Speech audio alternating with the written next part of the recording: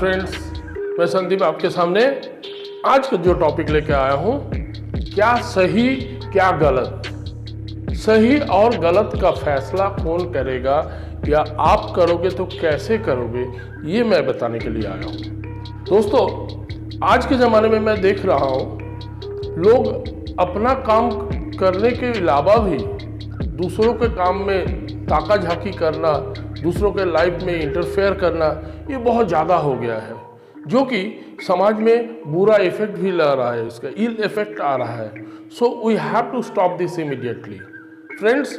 We have to think our own purpose for what we are here, what we should do, what we should not do, क्या करना चाहिए क्या नहीं करना चाहिए।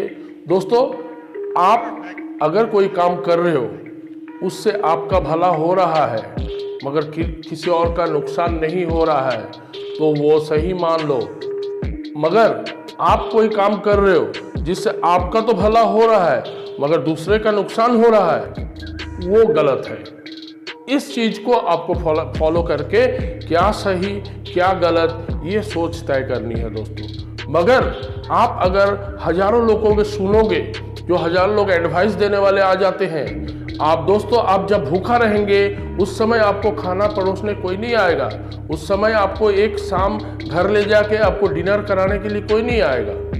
मगर आप जब कोई काम करके, छोटा या बड़ा कोई काम करके आप दो पैसा लाओगे और अपने बलबूते पे अपने खाना खाओगे अपने घर में बैठ के, तब आपको एडवाइस देने वाले बहुत आ जाएंगे। अरे आप ऐसे क्यों कर रहे हो, आप ऐसे क्यों कर रहे हो, ये गलत है, आपके लिए शोभा नहीं देता है।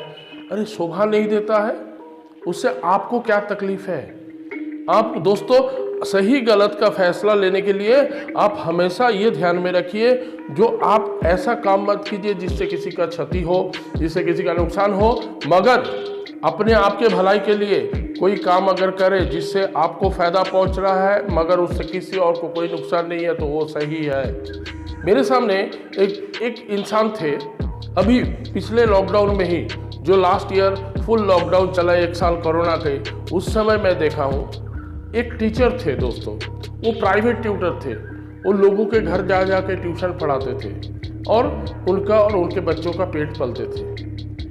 दोस्तों, आज जानते ही हो टीचर्स के क्या हाल होते हैं। जब ये कोरोना आया तो वो टीचर के सारा ट्यूशन्स छूट गया। वो जिनके घर जाते थे वो सब डरने लगे, मास्टर जी अभी आप मत आया कीजिए, जब तक ये लॉकडाउन चल रहा है, कोरोना है, तब तक आप प्लीज़ आना बंद कर दीजिए, आप कहाँ से कोरोना लेके आओगे, हमारे बच्चों को कोरोना हो जाएगा। तो उनके सारे ट्यूशन्स छूट गए। दोस्तों, उनको मजबूरन अपना ट्यूशन के काम बंद करना पड़ा। वो क्या शुरू किए, होम डिलीवरी का बिजनेस शुरू किए। दोस्तों, उन्होंने अपने घर में होम डिलीवरी का बिजनेस शुरू किए, जोमेटो स्विगी से वो ऑर्डर लेते रहे और उनको सप्लाई देते रहे। इससे इनका और इनके बच्चों का पेट पलने लगा।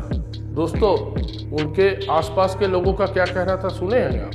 कोई आके एक दिन उनके बोल रहे, अरे मास्टर जी क्या कर लिए हैं, हाँ आप एक टीचर हैं, आपको शोभा देता है, बैठे बैठे मुर्गा बना रहे हैं, बैठे बैठे आप पनीर बना रहे हैं और ये होम डिलीवरी कर रहे हैं, क्या काम आपको शोभा नहीं दे रहा मास्टर जी।